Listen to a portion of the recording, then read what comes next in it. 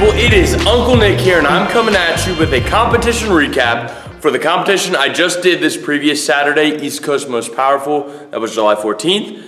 And it is a Platinum Plus show, which means there's an Arnold qualifier on the line for the top spot. Now, with that being said, I'm going back to the Arnold.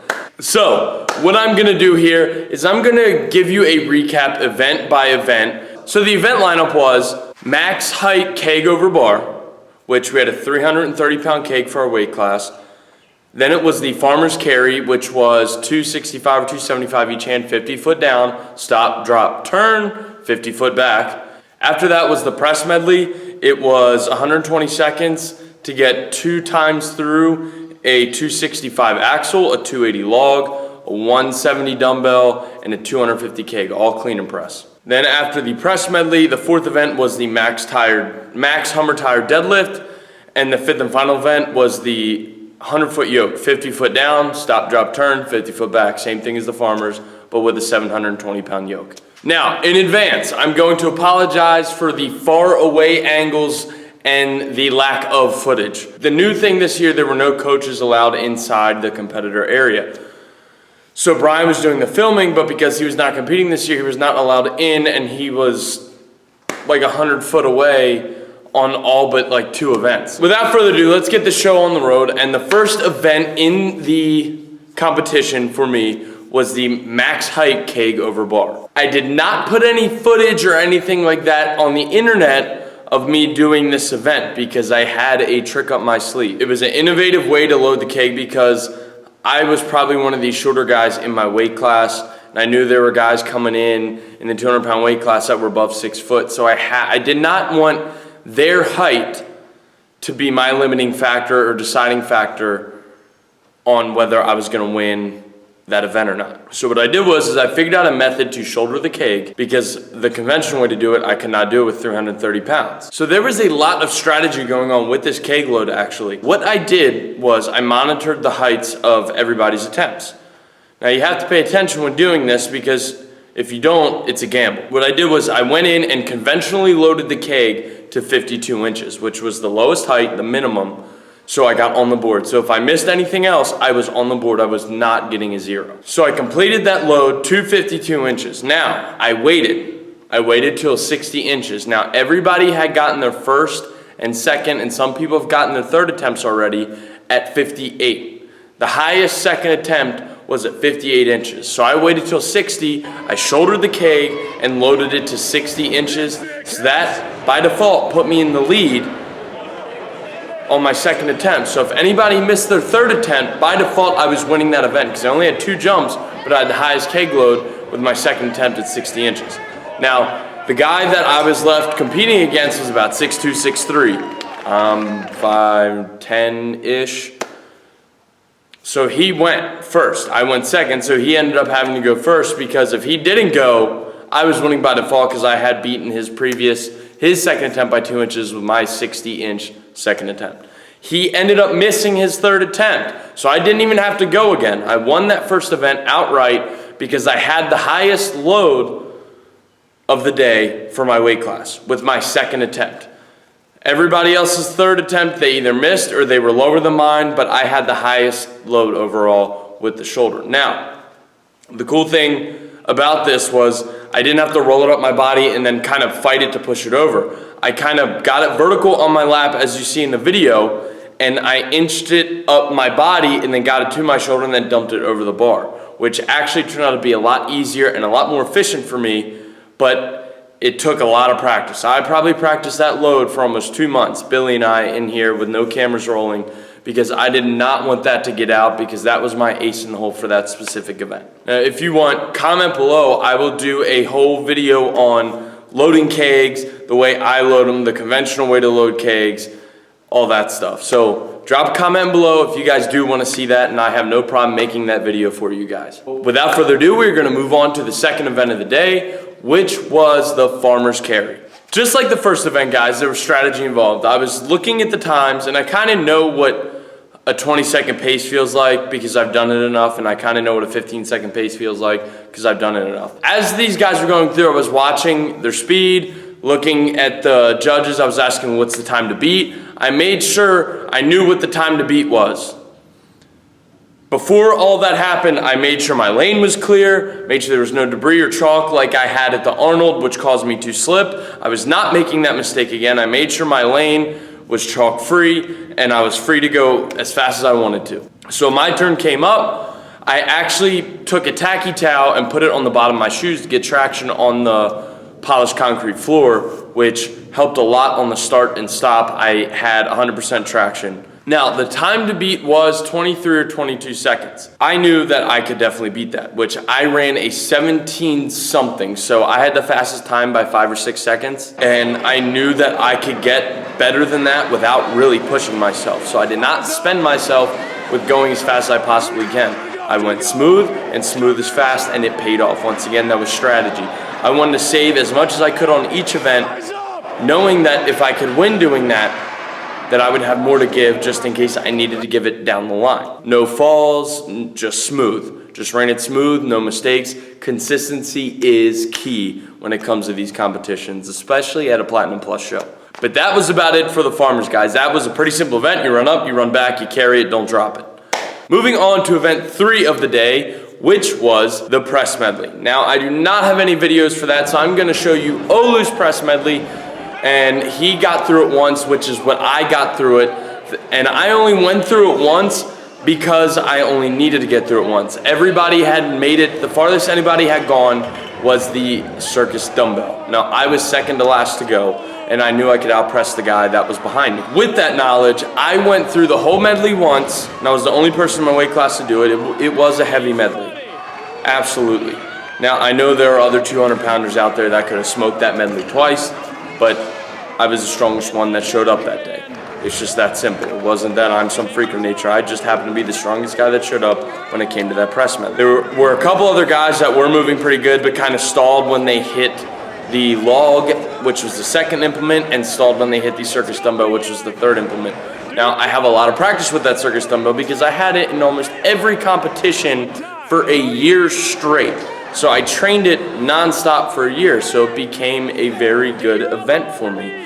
Not because I just am good at it, because I had to get good at it. I didn't have a choice. It was a 170 dumbbell, which is like a 70 or 80% lift for me, so I was not worried about it. I hit the axle one time through, hit the log one time through, hit the dumbbell one time through, and the one I was nervous about was the keg, but I hit that smooth the first time through, and I walked away at that with the win.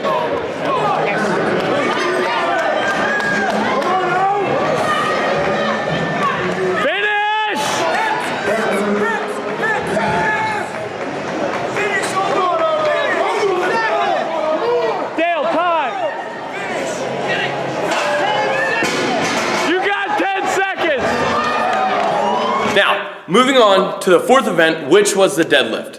The deadlift was the one event I did not win, but I did take second in it. Now, there was strategy involved in the deadlift as well. I knew that one of the guys there, Wes, was going to outpull me. He pulls close to 7 in a suit, and I was not wearing a suit because I don't like the way it makes you pull. It's just not comfortable for me, and it takes 10 minutes to get the damn thing on anyway. I'm just not a suit guy. If it comes to the day where I'm like, I need to wear a suit, I'll do it, but I don't feel like spending $200 on something that makes me walk funny. I already walk funny without it. But the deadlift, I worked up to 570 in the warm-ups. My opener was gonna be 580. 570 went smooth, so I was like, why even hit 580 in the actual deadlift? I'm just gonna go to the next jump, which would be 630. I hit 630, I was guaranteed second after completing that lift because it was just me and Wes left, and that was my opener. Now, I attempted 670, and as you can see, I missed it. That would have been an all-time PR for me on a deadlift across the board. In training a little while back, I did get 675 to my knees, but it just wasn't there, and 670 was not there on that day. My pull was a little off. I got a little bit forward. Since it was bolted to the rims, there was a lot of play, and that it jerked me forward on my toes, and I just got stuck, and I did not want to expend any more or tax myself even more than I needed to. I laid it all out there when I needed to. I went for that 670, it didn't happen. I wasn't gonna kill my stuff because I still had the yoke to go, and I did not wanna be dead and or hurt come time to do the yoke carry. Congrats to Wes for pulling that 670. You earned that event win. That was an awesome pull. Went up pretty smooth. I definitely think you had another 700-pound pull after that. But he earned that event win 100%. He outpulled me. Bottom line, I'm okay with the second place finish. Now, up until this point, I have 3 firsts and a second. So I had been in the lead the entire time. It is nice to put yourself in a position where you don't have to go all out every single event. You can use strategy and do what you need to do to win. Now, I know we say go out there, lay it all out on the line, which is the case for about every other comp I've ever done. The Arnold, Nationals, I gave everything I had and I was wrecked the next 2 or 3 days to a week. But it is kind of nice to be able to get right back to training the following week with the win and not have to worry about that. But before I get there, we are going to move on to the 5th and final event, the yoke carry.